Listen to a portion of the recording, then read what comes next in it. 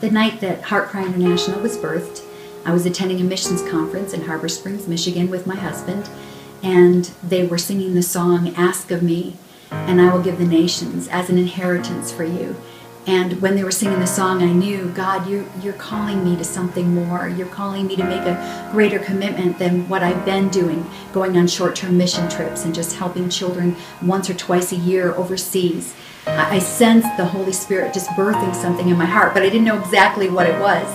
We were invited out to dinner afterwards with all these missionaries that had been on the field for 20 years, 30 years, even 40 years. They were people with prestige and experience, and I was sitting there at the table in awe of them because back then I was fairly young. Now I'm a grandmother, but back then I was fairly young.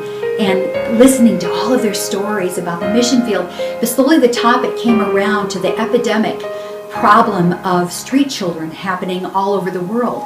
And I was listening to them talk about these children that had no home, no refuge, sleeping on the streets, sleeping wherever they could, being raped, being sold for a piece of bread, all kinds of stories about these children. And then one story from Brazil really gripped my heart.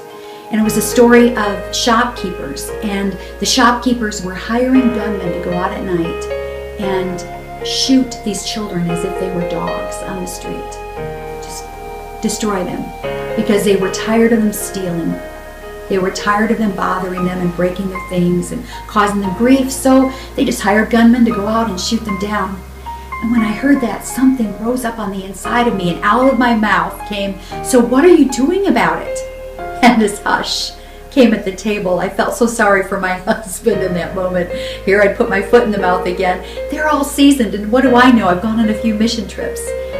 But I remember Dr. David Shibley turning to me of Global Advance, and he said, "Carla, what would you do about it?"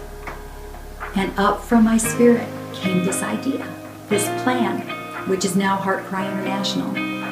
When I was done sharing it, Dr. P.J. Titus of Christ for India Ministries put his finger in my face and said, "Write it down and do it."